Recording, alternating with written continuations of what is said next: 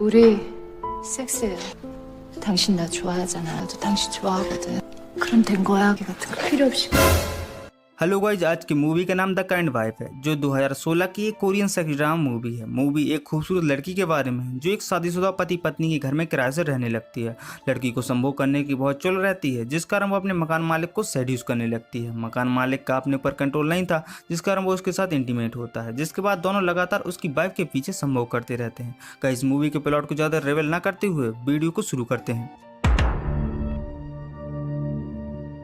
Movie की शुरुआत एक शादीशुदा कपल को दिखाते हुए होती है जो आपस में लंच कर रहे होते हैं। हस्बैंड का नाम जैमिन होता है और वाइफ का नाम जैनी होता है। जैमिन और जैनी शहर की लाइफ से थक गए होते हैं, जिस कारण वे एक छोटे से गांव में शिफ्ट हो जाते हैं। गांव में रहने के कारण वे आर्थिक रूप से कमजोर हो जाते हैं। गांव में खर्च चलाने के लिए जैमिन गार्डनिंग का काम शुरू कर देता है। तभी एक दिन जंगकुक नाम का एक आदमी उसके पास आता है। जंगकुक जैमिन की वाइफ जैनी का पुराना दोस्त था। जंगकुक उसी गाँव में एक कारपेंटर का काम करता था। एक दिन जंगकुक जैमिन को बताता है कि जो मिट्टी वो गार्डनिंग में यूज कर रहा है वो ठीक नहीं। वो जैमिन को सलाह देता है कि उसे एक कंपनी में काम करना शुरू कर देना चाहिए, क्योंकि वो एक अच्छा एडिटर है। इसके बाद जंगकुक ये भी कहता है कि जैनी चेयर और टेल बनाना सीखना चाहती है। ये सुनकर जैमिन घर जाता है और जैनी से पूछता है कि क्यों तुम जंगकुक से टेबल और चेयर बनाना सीखना चाहती हो। जैमिन को पसंद नहीं था कि उसकी वाइफ जंगकुक के साथ हो, क्योंकि उसे लगता था कि जंगकुक उसकी वाइफ के पीछे पड़ा हुआ है। जैनी कहती है कि वो चाहती है कि वो लकड़ी के बारे में जाने, क्योंकि उसे हाथ से चीजें बनाना पसंद है, इसलिए नहीं कि जंगकुक के साथ कुछ भी। उसी रात जैनी जैमिन से कहती है कि हमें अपने घर के खाली रूम को किराए पर दे देना चाहिए, लेकिन जैमिन उसकी बात को मना कर देता है, क्योंकि वो नहीं चाहता था कि कोई अजनबी उनके साथ रहे। तब जैनी कहती है कि अगर वे अपने रूम को किराए पर दे देते हैं तो उनके पैसे की प्रॉब्लम सॉल्व हो जाएगी। इसलिए जैमिन आखिरकार अपनी वाइफ की बात को मान जाता है। अगले दिन जैनी रूम को साफ करने के लिए बहुत एक्साइटेड होती है, जिसके बाद वो तुरंत रूम को साफ कर देती है और उसे सोशल मीडिया में प्रमोट कर देती है। कुछ दिनों बाद एक लड़की उस रूम को किराए पर लेने के लिए अप्लाई करती है। इसके बाद जैनी जैमिन को उस लड़की को लेने के लिए बस स्टॉप भेजती है। जैमिन बस स्टॉप जाता है और देखता है कि जो लड़की उस रूम को किराए पर लेना चाहती है वो उसकी पुरानी बॉस जीसू है, जब वह शहर में काम करता था। जैमिन समझ जाता है कि जीसू यहाँ पर कुछ गंदा प्लान लेकर आई है, जिसके बाद जैमिन जीसू को लिए बिना ही घर वापस आ जाता है और घर पहुंचकर हैरान हो जाता है, क्योंकि जीसू पहले से ही उसके घर पर होती है। इसके बाद जैमिन और जैनी जीसू से बात करते हैं और उसके इस गांव में शिफ्ट होने का कारण पूछते हैं। जीसू बताती है कि वो एक राइटर है और एक नोवेल लिखना चाहती है। वह कहती है कि उसे रूम बहुत ज्यादा पसंद आया, इसलिए वो यहाँ पर रहने आई। उसी रात जब जीसू सोने के लिए कमरे में जाती है, तब जैमिन उसके पास आता है और जीसू से कहता है कि तुम्हें मेरा घर छोड़ देना चाहिए और मेरी फैमिली को और डिस्टर्ब नहीं करना चाहिए। यहाँ से हमें पता चलता है कि जीसू और जैमिन का पास्ट में अफेयर था। जैमिन वहाँ से जाने लगता है, लेकिन जीसू से रोकती है और उसे सेड्यूस करने लगती है और उसे प्लेजर देने लगती है। जैमिन यहाँ पर कुछ नहीं कर पाता, क्योंकि उसने अपने ऊपर से कंट्रोल खो दिया होता है। इसके बाद जैमिन और जीसू जमकर इंटीमेट होते हैं। अगले दिन जीसू के आने पर जैनी एक डिनर पार्टी रखती है। वे सब जब डिनर कर रहे होते हैं, तब जीसू कहती है कि जैमिन बहुत लकी है कि उसके पास जैनी जैसी वाइफ है। इसके बाद जीसू यहाँ भी अपनी आदत से बाज नहीं आती और अपने पैर से जैमिन के प्राइवेट पार्ट को दबाने लगती है। जैमिन की चौंक लेती है और उसका खड़ा हो जाता है, मतलब वो खड़ा हो जाता है। यहाँ पर जैनी सोचती है कि जैमिन ड्रिंक लेने के लिए उठाए, इसलिए वो उसे रोककर खुद ड्रिंक लेने के लिए चली जाती है। जब जीसू और जैमिन अकेले होते हैं, तब जैमिन जीसू से फिर कहता है कि तुम्हें मेरा घर जल्द ही छोड़ देना चाहिए, लेकिन जीसू कहती है कि वो उसका घर नहीं छोड़ेगी, क्योंकि उसे जैमिन से प्यार हो गया है।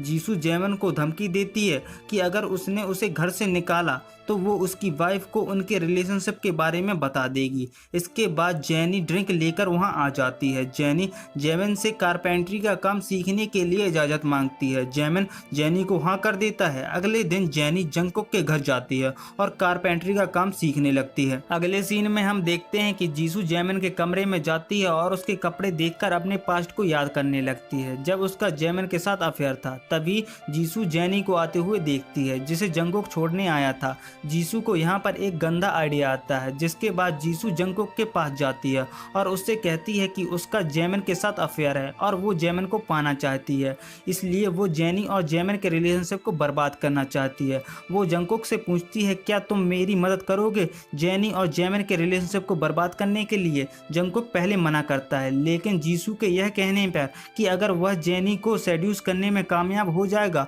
तो वो उसे बहुत सारे पैसे देगी। जंगकुक मान जाता है। उसी रात जब जैमिन जेनी के साथ रूम में सो रहा होता है, तभी अचानक जीसू उस रूम में आती है और जैमिन को उसके साथ संभोग करने के लिए फोर्स करती है। इसके बाद दोनों फाइनली उसी रूम में जेनी के पीछे सेक्स करते हैं। अगले दिन जेनी जीसू से पूछती है कि तुमने कितने नोवेल लिखे हैं। जीसू बताती है कि उसने अभी तक सिर्फ एक नोवेल लिखा है जिसका टॉपिक बेवफाई है। बेवफाई शब्द सुनकर जेनी चुप हो जाती है। उसी रात जब जेनी को नींद नहीं आ रही होती है, तब वो नींद की गोली लेने के लिए उठती है और पानी लेने के लिए बाहर आती है और वह जब देखती है कि जीसू कहीं बाहर जा रही है तो वो हैरान हो जाती है। इसलिए वो जैमिन को कॉल करती है और उसे जल्दी घर आने के लिए कहती है, लेकिन जैमिन कहता है कि वो अपने दोस्तों के साथ है, इसलिए उसे घर आने में देर लग जाएगी। जेनी जानना चाहती थी कि जीसू इतनी रात में कहाँ जाती है, इसलिए वो चुप नहीं बैठती और जीसू का थोड़ा पीछा करती है। इसके बाद जेनी जो देखती है तो हैरान हो जाती है, क्योंकि वह अपने पति को जीसू के साथ झाड़ियों में इंटीमेट होते हुए देखती है। जेनी को ये देखकर काफी दुख होता है और वह वहां से रोते हुए तुरंत घर आ जाती है। अगले दिन जेनी जंगकुक के पास काम सीखने के लिए जाती है। जंगकुक यहाँ पर जेनी को सेड्यूस करने लगता है तो जेनी को बहुत ज्यादा अजीब लगता है, इसलिए वो वहां से गुस्सा होकर घर वापस आ जाती है।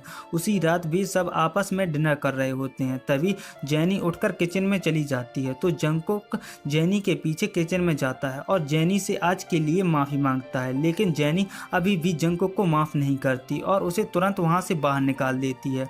इसके बाद जंगकुक घर जाने लगता है, तभी वह जीसू को उसके साथ सोने के लिए अप्रोच करता है। फिर जंगकुक अपने घर में जीसू की गुफाओं का आनंद लेता है जब तक कि वो सेटिस्फाई ना हो जाए। ये सब देखकर जैमिन बहुत ज्यादा गुस्सा हो जाता है और अपने गुस्सा को शांत करने के लिए जेनी को बेड में पटककर जेनी के साथ फोर्सफुली इंटीमेट होता है। अगले दिन जेनी को पता चलता है कि वो प्रेग्नेंट है, जिससे वो बहुत ज्यादा हैरान हो जाती है। इसके बाद वो जंगकुक के घर जाती है और तुरंत जंगकुक को अपने साथ सेक्स करने के लिए फोर्स करती है, लेकिन क्योंकि जंगकुक का विश्वास मजबूत था इसलिए वो जेनी के साथ सेक्स करने के लिए मना कर देता है और जेनी को शांत कर उसे घर ले जाता है। जंगकुक कहता है कि उसे ये सब जीसू ने करने के लिए कहा था, उसने ये सब अपनी मर्जी से नहीं किया। जेनी भी बात को समझ जाती है जब जंगकुक अपने घर आता है और तब वह देखता है कि जीसू पहले से ही उसके घर में है। जीसू कहती है कि तुमने जेनी को सब सच क्यों बता दिया। वह बहुत गुस्सा होती है। जंगकुक कहता है कि तुम्हें ये सब बंद कर देना चाहिए। ये सुनकर जीसू अब और परेशान हो जाती है और अपने हाथ को काट लेती है और बेहोश हो जाती है।